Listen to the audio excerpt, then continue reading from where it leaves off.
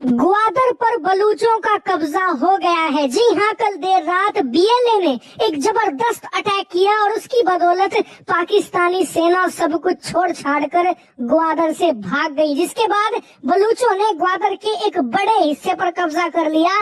और सबसे शर्मनाक बात पता है क्या है? पाकिस्तान के सैनिक बिना लड़े भाग गए। इसका सबूत आप खुद अपने स्क्रीन पर देख सकते हैं। बलूच लड़ाकों ने वीडियो जारी किया है कि ग्वादर में पाकिस्तानी सेना का जो बेस था ना, वहाँ पर पाकिस्तान के सैनिक पैंट छोड़कर भाग गए हैं। जी हाँ, उनकी पैंट जो धोकर सुखाने के लिए डाली गई थी, उन्हें वो पहनने का भी मौका नहीं दिया बीएलए के विद्रोही लड़ाकों ने, और बड़ी आसानी से बिना किसी एफर्ट के ग्वादर उनके कब्जे में आ गया। और ये इस समय इंटरनेशनल मीडिया की हेडलाइन बन चुका है, क्योंकि आप सोच भी नहीं सकते ग्वादर कितने हेवीली प्रोटेक्टेड इलाका है। चीन वहाँ पर सीपैक प्रोजेक्ट के तहत हर साल अरबों डॉलर खर्च करता है। चीन के इंजीनियर्स, नागरिक वहाँ काम करते हैं, जिन्हें बीएलए के लड़ाके सालों से मारते आए हैं। इसीलिए चीन के कहने पर वहाँ पर हजारों लाखों की संख्या में पाकिस्तान ने फौज तैनात करी थी। सब के सब पीठ दिखाकर भाग गए और पाकिस्तान का हेवीली गार्डेड इलाका, जिसे वो गर्व से कहता था कि सबसे ज्यादा सुरक्षित जगह अगर पाकिस्तान में कोई है तो वो ग्वादर है, वो अब बीएलए के हाथों में है। वही बीएलए के लड़ाकों ने कहा है कि वो इसके आसपास के इलाके भी कब्जाने की कोशिश कर रहे हैं, जैसे कि नोशकी, जो कि बलूचिस्तान का एक बहुत ज्यादा स्ट्रेटेजिकली इम्पोर्टेंट शहर है। नोशकी, यहाँ पर लगातार गन फाइट की खबर आ रही है। इसके ऊपर आप देख भी सकते हैं ऐसी वीडियो जो वहाँ के नागरिक हैं वो दे रहे हैं दुनिया को कि लगातार नोशकी के आसपास गन फाइट हो रही है बीएलए के लड़ाके और पाकिस्तानी सेना के बीच में। मतलब नोशकी के दरवाजे पर बीएलए ने दस्तक दे दी है। अब देखना यह है कि पाकिस्तान के सेना के जवान यहाँ से कितनी देर लड़ाई करने के बाद वापस भागते हैं, जैसे ये ग्वादर से भागे। लेकिन सबसे ज्यादा नुकसान ना तो पाकिस्तान की सेना को ग्वादर में हुआ ना नोशकी में, क्योंकि यहाँ से तो ये बिना लड़े उल्टे पैर भाग गए थे। सबसे ज्यादा नुकसान अगर इन्हें कहीं हुआ है तो वो है क्वेटा शहर के अंदर। जो लोग नहीं जानते, बलूचिस्तान का सबसे बड़ा शहर और एक तरीके से राजधानी कही जाती है क्वेटा। क्वेटा के अंदर कल बलूचों ने भीषण हमला किया था और कल देर रात तक खुद पाकिस्तान की सेना ने कबूल कर लिया है कि दर्जनों हमारे सैनिक मारे जा चुके हैं। वहीं बीएलए ने तो कहा है कि अब तक 84 पाकिस्तानी सैनिक क्वेटा के अंदर मारे जा चुके हैं। वहीं 13 सैनिकों ने सरेंडर कर दिया, इसीलिए बीएलए के लड़ाकों ने उन्हें मारा नहीं, बस जिंदा पकड़ लिया।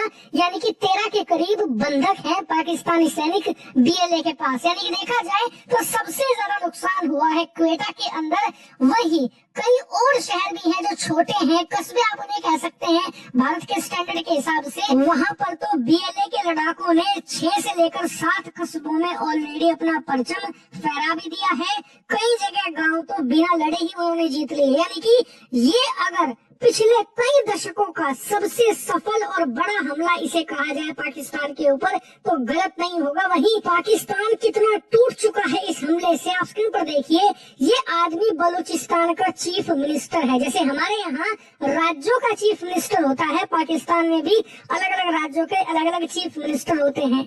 लेकिन बलूचिस्तान के अंदर बलूचों की आवाज दबाने के लिए इन्होंने अपना पपिट बिठा रखा है, जो वोट से नहीं पाकिस्तानी सेना के सपोर्ट से जीता है। खैर, इसने क्या बयान दिया है 3 घंटे पहले, खुद अपने स्क्रीन पर देखिए। ये कह रहा है कि हम सरेंडर नहीं करेंगे 1 सेकंड के लिए भी। अब आप खुद सोचिए, एक राज्य का चीफ मिनिस्टर जिसके राज्य पर हमला हो रहा है, वो सरेंडर की बात कब करेगा?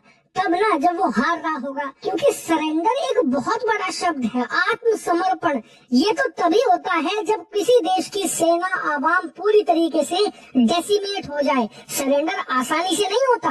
अब ये लड़ने से पहले ही कह रहे हैं कि हम सरेंडर नहीं करेंगे, मतलब इन्होंने ऑलरेडी सरेंडर कर दिया है। वहीं इस हमले के बाद पाकिस्तान की सेना पर भी सवाल उठ रहे हैं, क्योंकि ये कोई छोटा मोटा हमला नहीं है, ये एक रणनीतिक फेलियर है। ये एक स्ट्रेटेजिक फेलियर है, ये एक टैक्टिकल फेलियर है और साथ ही इंटेलिजेंस ब्लंडर है। हर लेवल पर पाकिस्तान की सेना नाकाम हुई है, यहाँ तक कि 24 घंटे से ज्यादा हो चुके हैं इस ऑपरेशन को जो बीएलए ने चलाया था।